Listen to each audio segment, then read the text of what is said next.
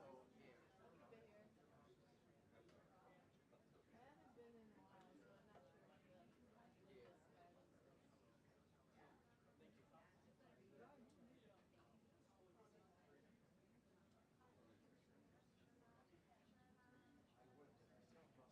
Yeah, that was really, that was such a nice decision.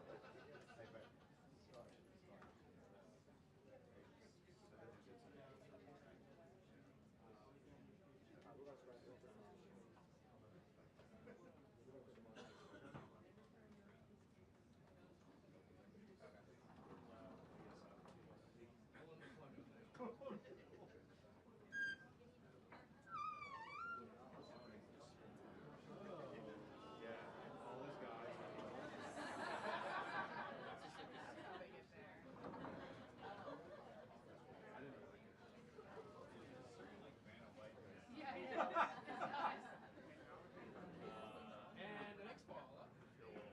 I'm sorry, no hand. All right, that's good. Disappointment, I know.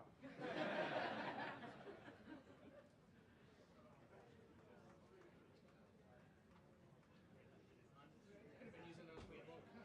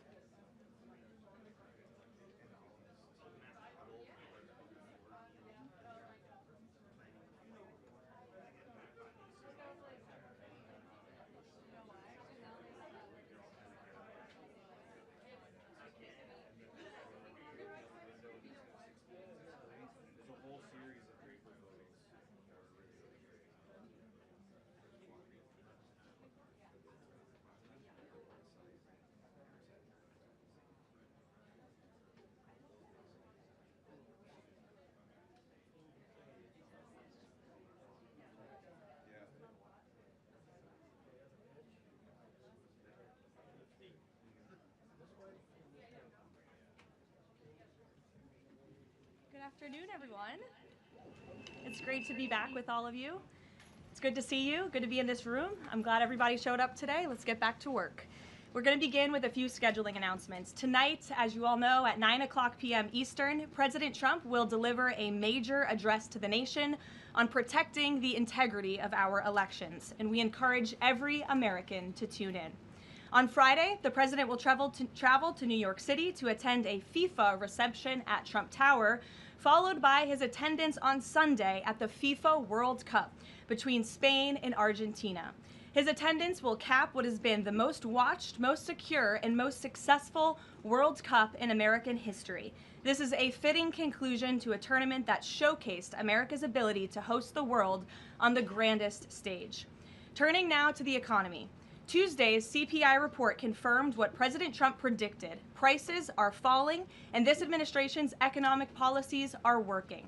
Inflation dropped 0.4% last month, beating expectations and marking the largest monthly decline in more than 6 years.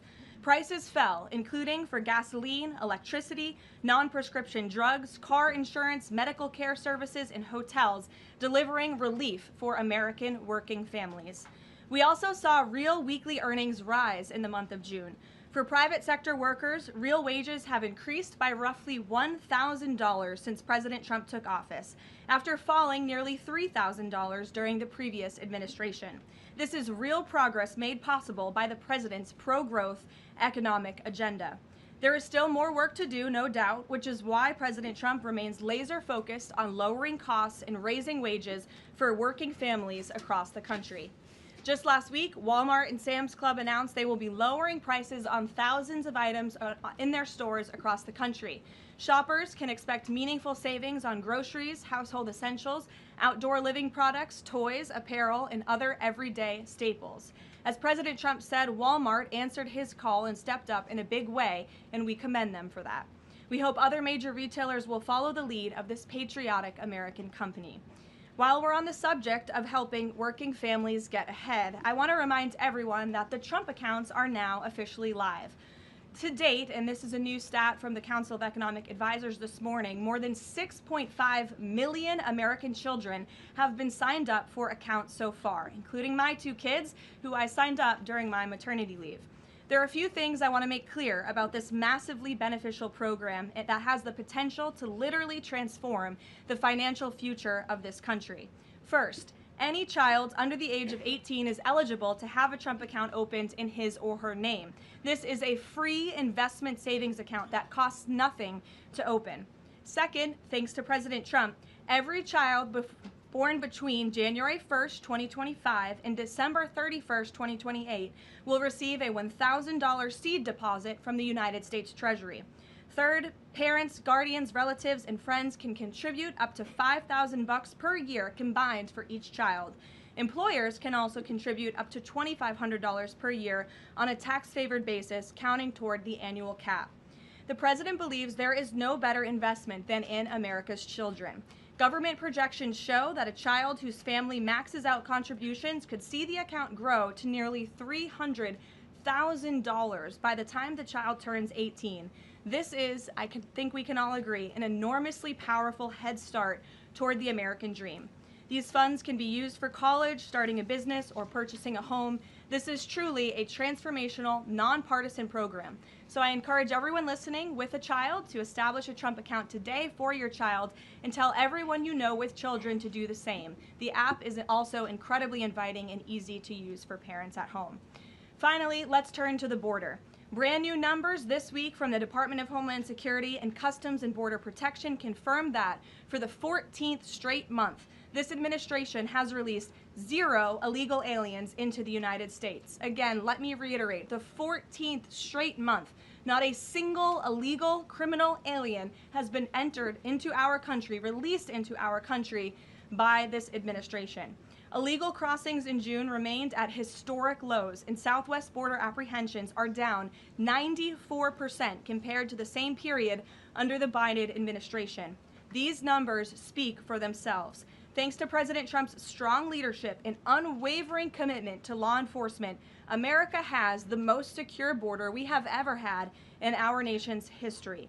The administration continues working to reverse the previous influx of millions of illegal aliens into our country by the Biden administration, and our law enforcement professionals, God bless them, are arresting criminal illegal aliens across the country, including those convicted of the most heinous and violent crimes.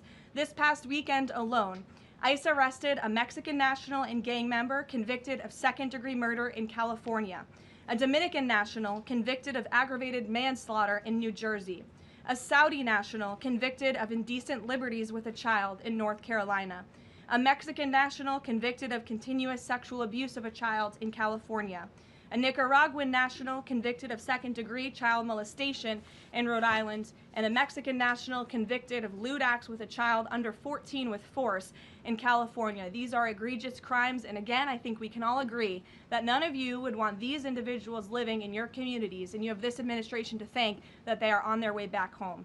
The American people delivered a decisive mandate to arrest and deport these dangerous criminals, and President Trump is wholeheartedly committed to delivering on that mandate every day. He will never waver in his duty to defend our homeland and protect the American people, and he has proven without a shadow of doubt that the chaos and the lawlessness that we saw every single day at the border and across our country under the Biden administration was a choice, and it is a choice this president has chosen not to make. While this work is far from finished, the border is secure, and deportations will continue.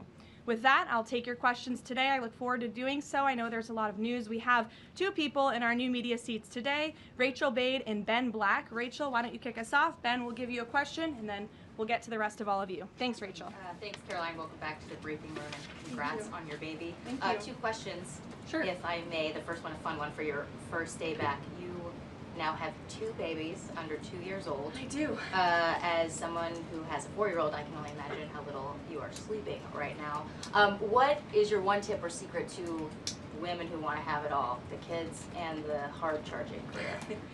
Well, thanks for the question, Rachel, and it is really good to be back with all of you. I don't think there is a secret. You just have to show up every day and keep going, and it really does take a village. Take the opportunity to shout out to my husband, who's home with our babies right now. I look forward to returning home later to be with them, but it's challenging. But for me, I view this as more than a job. I view this as public service on behalf of a president who I firmly believe in everything this administration is doing and really creating a better country for my children and their future, and I'm very grateful for that. Blessed to both be working in this job, but also to have two beautiful babies at home. And as you know, Rachel, and any mom in this room knows, there's nothing better than being a mother. So thanks for the question. Babies are the best. Okay, a question about tonight. There are a lot of Republicans in this town who very much support the SAVE Act and want to make sure, our elections are upheld, election integrity, top priority for them. But some of them are concerned that tonight's primetime address might focus on, elections of the past, relitigating them rather than voter concerns of today.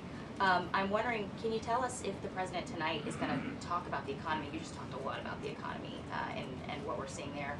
And what does the White House say to Republicans who are worried that election issues like this could actually turn off swing voters? Well, a few things. I would encourage everyone to tune in tonight. I've seen a lot of reporting and frankly misreporting about what the president will say. I think the American people will be relieved to hear what they are hearing from the President of the United States and his commitment to transparency and the focus on the integrity of our elections tonight. I think all Republicans and Democrats should recognize this should be a nonpartisan issue. If we don't have safe and secure elections in our country, we cannot have a country. It is a vital part of our democracy, of our constitutional republic. The president will be speaking about that tonight. And in addition, at the very same time, of course, he is working on all of these economic issues that the American people have at home. I just read to you the latest inflation numbers are looking good, the best report in 6 years. The president, Republicans and Democrats and all Americans have this president to thank for the largest tax cuts in American history, which every Democrat on Capitol Hill voted against. You have this president to thank for the Trump accounts for our children and securing the future of the American dream. So this president is doing a lot, but obviously safe and secure elections are a true tenet of our constitutional republic, and the president will be speaking about that tonight. Thank you. And Ben, please. Hey, so I'm from England. I've been following the World Cup all around, absolutely loving it. Unfortunately, we got knocked out last night, so I'd love to I'm ask sorry a for favour. the loss. I'll skip over that. Tough day for you today. Yeah, it's all good though. But I want to know, so all these football fans coming to America, absolutely having a great time. I've had an amazing time. What do you want these football fans to take away from their time in America? Sure. Well, I'm so glad you enjoyed your experience here in our country, and sorry for the loss. We look forward to the final match on Sunday, and I know the president looks forward to attending, but I think the world saw that this president and this country is able to put on the greatest show in sports in the world. And we are a kind people, we are hardworking people, and we have the best country on the planet. And I know I've loved seeing the videos from foreigners from around the world who have traveled to the United States and have been quite surprised about how lovely and enjoyable the United States is. I don't think we get enough credit from the international media around the world, but we encourage everyone to come and experience America for themselves. So thanks for being here. Absolutely. And safe travels home. You're welcome. Caroline. Garrett, Caroline, welcome back. good to see you. Likewise. So to the degree that this speech tonight is about elections past, not elections upcoming, the 2020 election has had dozens of recounts, lawsuits, audits. 2024 election widely believed to be safe and secure. There's not really any question about that. A lot of people look at Because this. it was too big to rig. Well, I think a lot of people look at There's this a and massive wonder, amount of votes for this president. That's why he's in the Oval Office right now. No one disputes that. And there were a significant amount of votes for Joe Biden, who won in 2020. I mean, I think the question is, why is the president unable to let this go?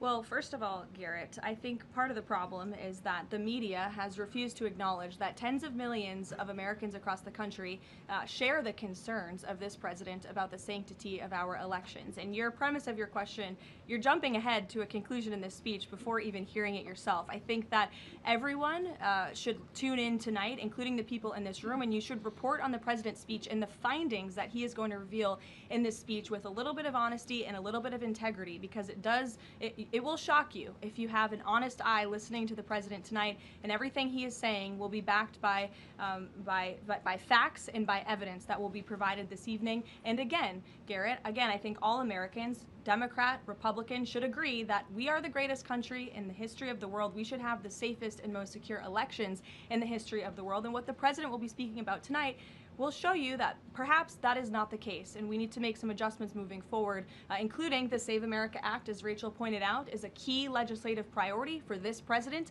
on Capitol Hill, and he wants to see all senators and members of Congress voting in favor of the Save America Act, because it's crucially important as we move forward. Aisha. Hi, Caroline. Welcome back. And Thank you. I'm assuming the pink is for your baby girl. You know, I didn't think that, but I guess it is now. Thank you. We've talked a little bit about what the president might say tonight, but the other question is, who is running the teleprompter tonight after this report that the other guy is now under investigation for making money off of reading the president's speech? Obviously, I'm aware of the report. The president is too. I spoke with him about it. He believes it's deeply unfortunate and frankly a disgrace. And the individual that was cited in that report is complying with the CFTC, but has been put on paid administrative leave. So there will be a teleprompter operator tonight, of course, but it will not be the one, unfortunately, in that story. One more on Iran. The vice president, J.D. Vance, went on this podcast with Joe Rogan yesterday, talked about Israel, in which he said that there are some people within their system that we know beyond a shadow of a doubt who are manipulating and trying to change American public opinion to keep the war going on indefinitely.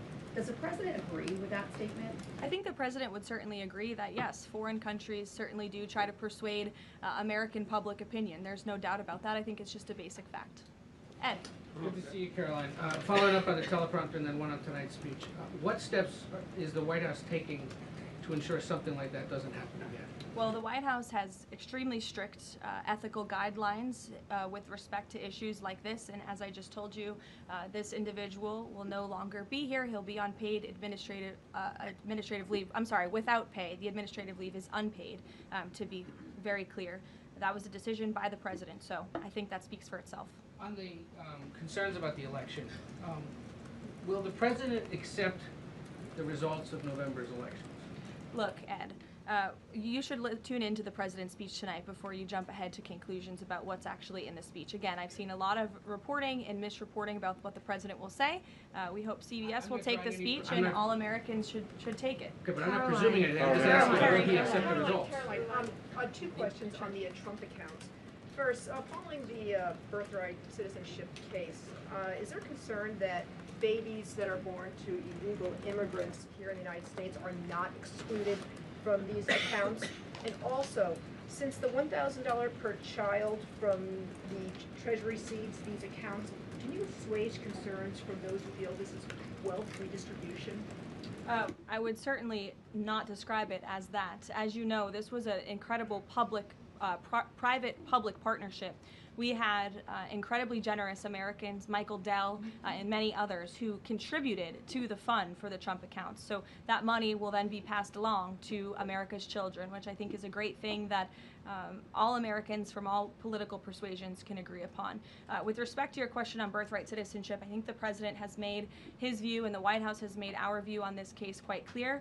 We're going to continue to move forward to work with Congress, hopefully in the future, to remedy this problem in our country and to ensure that we cannot have this scam continuing where you have foreigners from all around the world traveling to our country to give birth to babies who are then given the greatest privilege on the face of the planet, American citizenship. That's not how our founding fathers intended this country to work or to operate, and the administration is committed to finding solutions to remedy that. Do they have access to the Trump accounts, though? Those are children of those illegal aliens? That's not something I've discussed directly with the president, so I don't want to speak out of turn on that. As you know, Carrie, all American citizen children are able to access the Trump accounts as it stands right now. Sure, go ahead. Thank you very much, Mark Stone from Sky News. Can I switch to Iran, please? Sure. And specifically, the Manab school attack. 120 children dead, 26 of their teachers. A Sky News investigation released today points to all this being a tragic mistake by America, by the US military. So could you explain, please, why the president is repeatedly saying it wasn't America, when he hasn't actually, he says also that he hasn't even seen the report? I can't speak to the Sky News investigation respectfully because I have not read it.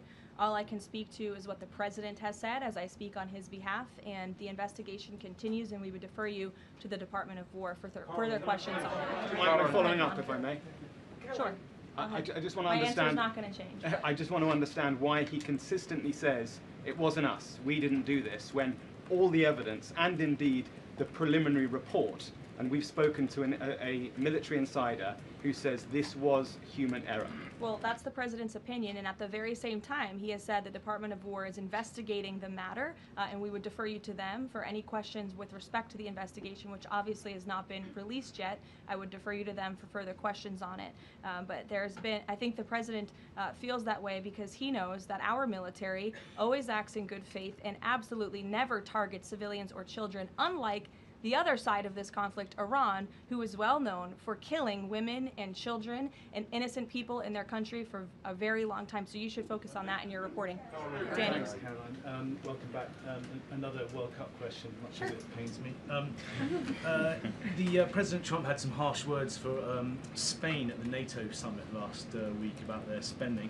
Does that mean he's going to be supporting Argentina Sunday? Danny, it is a really good question, and I'm disappointed in myself for not asking the president before I came out here, knowing you would probably ask. I haven't talked to him about it, but we'll get you an answer on that. You're welcome to ask him yourself at some point before the game. I'm sure you'll see him, and I'm sure he'll have a fun answer for you on it. Sure, in the middle. Go ahead. Sure, Jasmine, go ahead. Thank you, Caroline. Welcome back. Thanks. Back on the teleprompter issue, Notice reported earlier this year that Kalshi was inaccessible on the Wi-Fi that journalists here at the White House have access to. Are staffers back in the West Wing and other parts of the EOB, et cetera, do they have access to Kalshi and Polymarket on their Wi-Fi? On our work computers? Yeah. Honestly, I've never tried, so I don't know. But I'm happy to go try and get you an answer on that. Another question, Caroline. In the back, Reagan. Sure. I just wonder, Jasmine, go ahead, and then Reagan, go. Are there any other White House staffers or people within the administration who are suspected of also placing bets on Kalshi or Polymarket or other things with some of this privileged information? Not to my knowledge, not that I've been made aware of. And as you saw, I think this played out exactly how it should. Kalshi notified the CFTC of suspicious activity. They investigated that, identified the individual, and he will now no longer be working at the White House. So I think that answers all the questions on this matter. Reagan. Caroline, I have a question for you on the Save America Act and Sure. Senator Graham, and then a quick question on Iran. Sure. Trump said in one of his final conversations with the late Senator Graham that he was talking about the Save America Act and that he felt like they were in a great position with it. Do you anticipate that the Senate is going to be more aggressive to push the Save America Act in light of the fact that it was so important to Senator Graham so close to his death? Sure. Well, since I haven't had the opportunity, let me just express my sincere condolences to Senator Graham's staff and his family. He was beloved by so many here at the White House, especially the president, and I know that the news of his sudden passing was just tragic to all of us, especially the president, who considered him a dear friend. The Save America Act, as I said, Reagan, is of vital importance to this president, and he wants to see it move forward. I understand that Capitol Hill and Speaker Johnson are moving forward with attaching as many elements of the Save America Act as possible to the Budget Reconciliation 3.0. Here we go. The president is supportive of that process, and he hopes that Republicans will vote for this important piece of legislation. The Budget Reconciliation bill not only will address the Save America Act, but also ensure important aid for our farmers and our war fighters, which the president supports as well. Brian. Thank you, Caroline. Welcome back. Thank you. On the Kalshi situation, I have just a few questions on that. Sure. This individual has been accused of making trades around the president's speeches for months. I mean, this has been going on since at least earlier this year, maybe even before that.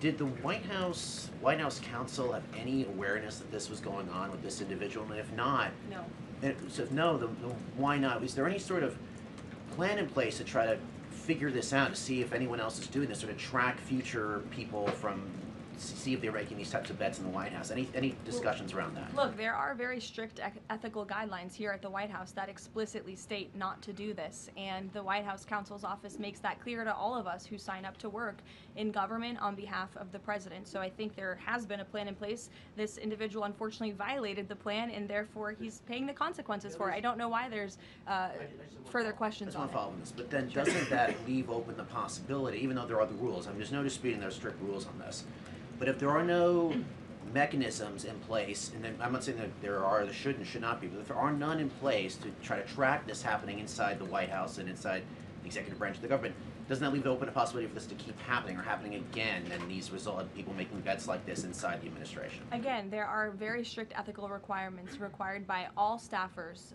and officials here at the White House, and if they are violated, people will pay consequences for that, as you're seeing with this case. Libby. Thank you. I have a question about Senator McConnell, but first on Iran. President Trump has now greenlit strikes on Iran for nearly every day this week. Does the White House describe negotiations more at a standstill or essentially completely over? Well, I've spoken with the president about this as recently as an hour ago. Iran very much continues to talk to the United States of America and express that they want to make a deal with us because they are suffering devastating blows on behalf of our United States military. The reason, and this is important for the American people to understand, the reason for the recent strikes over the course of the last several days is because Iran violated the Memorandum of Understanding that we struck with them.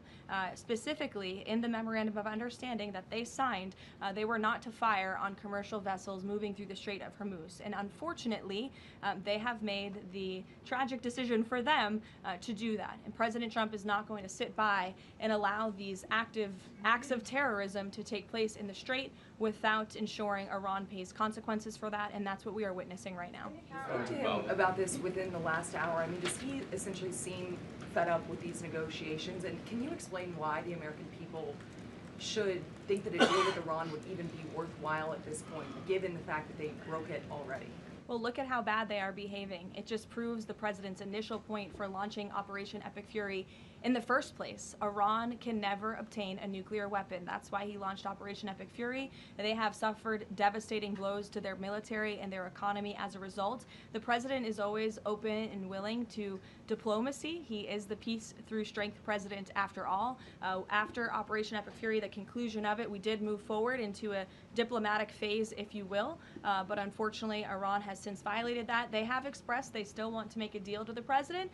We're talking to them, but again, again, the president is not going to allow them to fire on ships in the Strait without paying a consequence for that. And I think just one more point, I think throughout this entire endeavor, the president has proved not just to Iran, but to the entire world that we can hit Iran anytime, anywhere, any place, and their ability to defend themselves has been essentially wiped out because of this president and Operation Epic Fury in the first place. Sure. Lena, go ahead. Thank you so much. Welcome back. Thank you. Two questions for you. If I can read two comments, one made by President Trump and one made by the Vice President on Iran. President Trump recently said, as far as I'm concerned, it's just a waste of time dealing with them. They're liars. There's something wrong with them. They are cuckoo. They are scum, sick people, vicious, violent people. And then Vice President Vance went on Joe Rogan last night and he said, I'm very frustrated by the Americans and frankly by people in other countries who say you cannot negotiate with the Iranians. So your response to these contradictions, because I think you can understand how that's confusing for Americans with this mixed messaging. And then second question for you, at least 6 Americans are still detained in Iran. Will President Trump make this conditional, a point of condition in continuing these conversations with the country as well as political prisoners and also people that are still being executed in Iran to this day? Sure. To your second question, I'll never create a red line or a condition on behalf of the president without his blessing. I haven't heard him say that, but obviously ensuring the return of Americans wrongfully detained or held hostage all over this world remains a priority for him, and he has done so in a tremendous way over the course of the last year and a half. Americans from all over the world have returned home thanks to this president and the efforts of his national security team. To your first question about the comments between the president and the vice president, respectfully, I do think you're taking comments from different times throughout this conflict and kind of asking me if these are contradictory of each other. I can tell you the president, vice president are on the exact same page about where we are right now in this conflict. And the fact that you do see elements of what's remaining in the Iranian regime that are more willing to make a deal, and then other elements who are not so maybe willing to make a deal, shows that Operation Epic Fury was incredibly effective because we neutered their ability to communicate with one another, and they are a fragmented system. They are not the once very strong, powerful terrorist state that they were before this operation, which was one of the ultimate goals. So we'll continue to work through the process, and as I said, the president will hold them accountable when they turn their back on the words that they state to the United States, but he is always open to diplomacy at the very same time. Thank you, Caroline. Sure. Regarding the president's speech tonight, he's been in office over 540 days now. If what he says is tonight is backed up by evidence, why hasn't anyone been charged? Well, he hasn't revealed it yet. He hasn't declassified the documents yet, and you will see what he says tonight, and then we'll move forward appropriately from there. Tonight from the Justice Department? I don't speak on behalf of the Justice Department, Caitlin, you know that. Rachel. By evidence, will there be charges? You'll have to ask the Justice Department. I don't charge people. I just speak on behalf of the president. Rachel. Thanks, Caroline. Welcome back. Just a point of clarification really quick. On the staffer who is accused of profiting off of the president's speeches, you said he'll no longer be working here. Is he on administrative leave or is he going to be fired after that's over? He's on unpaid administrative leave right now. Okay. And just to follow up on the president's speech tonight, I mean, we've been talking to a lot of Republicans over on Capitol Hill. They have said that focusing on the economy is the right way to go ahead of the midterm elections. They believe that's what voters care most about. What does the president say to Republicans who think that focusing on the 2020 election, election integrity, all of these issues right now is not the right approach so close to the election? Well, again, you guys have not heard the speech yet, so I would digress with the criticism until you actually hear what the president is going to say and what he's going to say when he addresses the American public. I would also add again that the administration and especially this president are able to walk and chew gum at the same time and tackle a number of issues on a number of different subjects every single day. We see that president do that working around the clock on foreign policy, on domestic policy, all of the time. You all report on it, you have to keep up with it, so I think you can agree with me on that point. And I would also add the president will continue to be traveling all around the country to talk about the economy. We were just just in Pennsylvania a couple weeks ago, touring a Mack truck facility, which has been greatly strengthened and enriched because of this president's economic policies over the last year and a half, and he loves doing that, and he will continue to do so. Jennifer, go ahead. We have seen, with the increased community strikes, a real decrease in traffic through, commercial traffic through the Strait of Hormuz.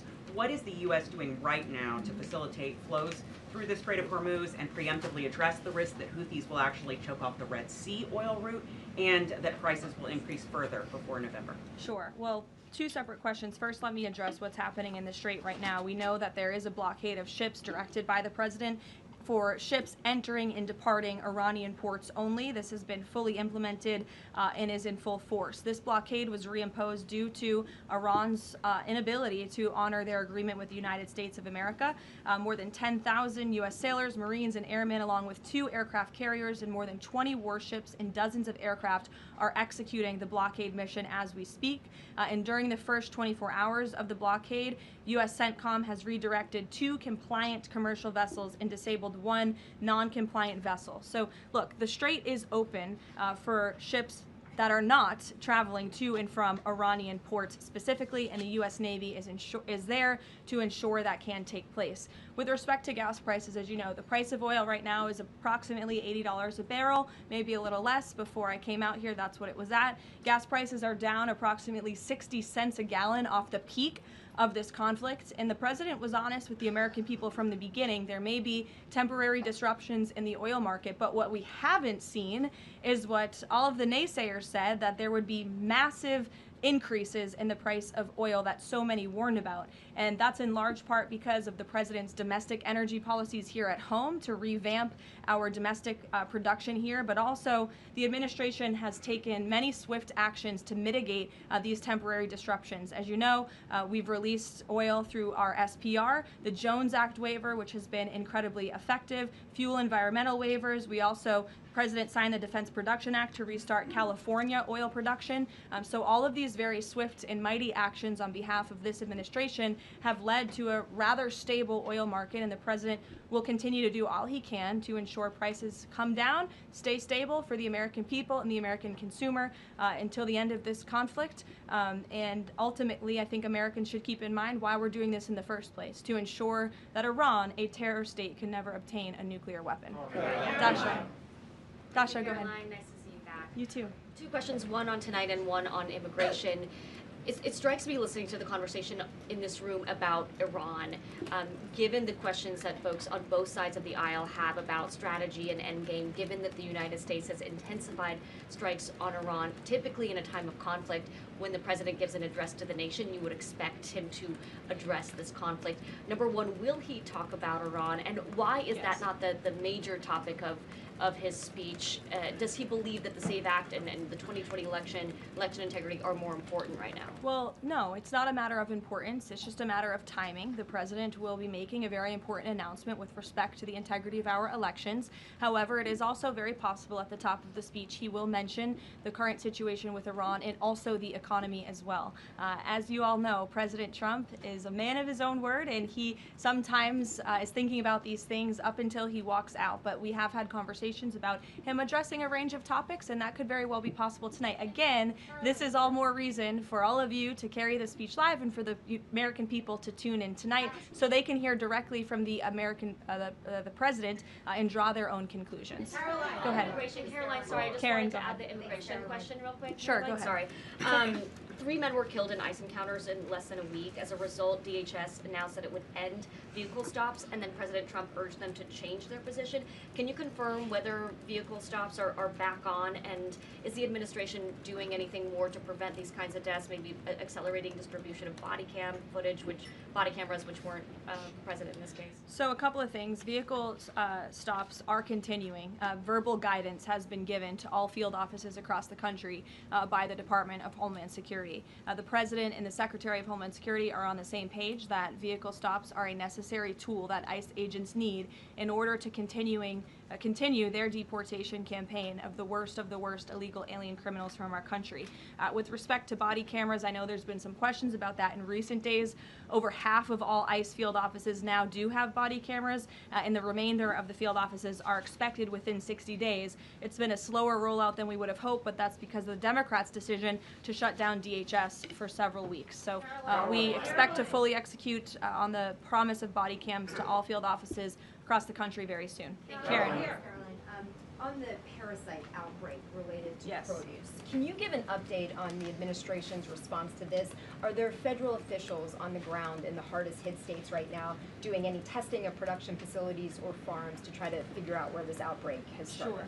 Well, what I can tell you, having been back at the White House for just a couple of short weeks, I've been in meetings on this very topic, and I can tell you the White House is closely monitoring the situation, has a handle on the situation. We're committed to providing the CDC and the FDA the resources that they need, and we urge all Americans to follow CDC guidance on properly washing and cooking raw ingredients to prevent this foodborne illness. As you know, there has been an unusually high number of cases. There are typically thousands of cases of this outbreak every year, but there has been an unusually higher number, and that's why we're working with the FDA and other partners at the federal, state, and local level to increase detection methods, provide the guidance, and then also, most importantly, trace the outbreak back to its original source, which we are currently in the process of doing.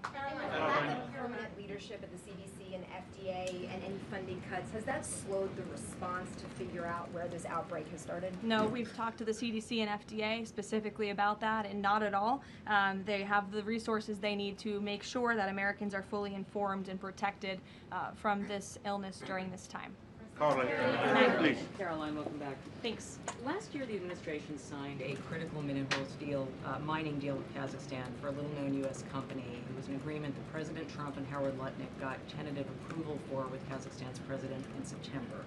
6 days before the deal was signed, which was in November, the president's older sons with other partners took a 20% investment in a company related to the deal.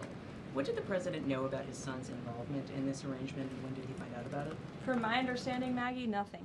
I've spoken to the president and his family about this. They would absolutely never do anything that would put the president in a place of a conflict of interest. And we have timelines to give you and to provide you, which we did to the news media at the time when this story broke, to prove that very point that I just made. Sorry, just 1 second. So the president did not learn about it until it was in the media? That was when he found out? That's my understanding of the matter, yes. Caroline, Go ahead. Thank you very Carrie, I'll much. go to you after. Just Thank you. Sure. Thank you. Go ahead. Me? Okay. Why don't we just... Okay, thank you very much, Mr. Cook. Starting in the back. Very welcome back. Okay. Thank you. Yesterday, Iran launched a drone attack against U.S. facilities in Erbil, threatening American personnel and the Kurdistan region, one of the American closest partners in the Middle East. What is your message to those responsible? And are you staying with your loyal ally in the Middle East and at least helping them to defend itself? Who launched the attack? You're saying Iran, Yes, Kurdistan of course. region. Well, I think I've addressed that previously in saying that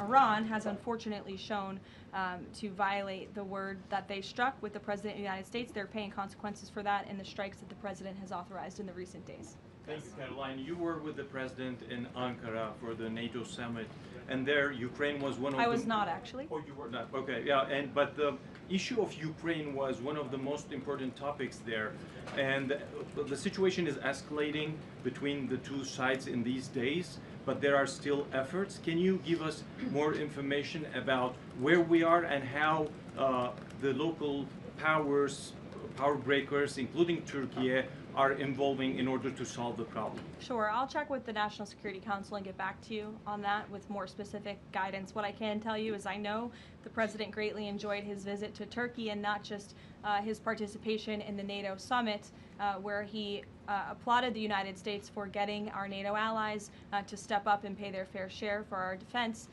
but also he greatly enjoyed his time with President Erdogan in Turkey and appreciates the bilateral relationship between our two countries. Kara. Caroline, welcome back. Thanks. Contrary to what the mainstream media is reporting, Americans that I speak to care deeply about election integrity. This is true. Why do you think the mainstream media is so fearful of tonight's speech and anything to do with election interference?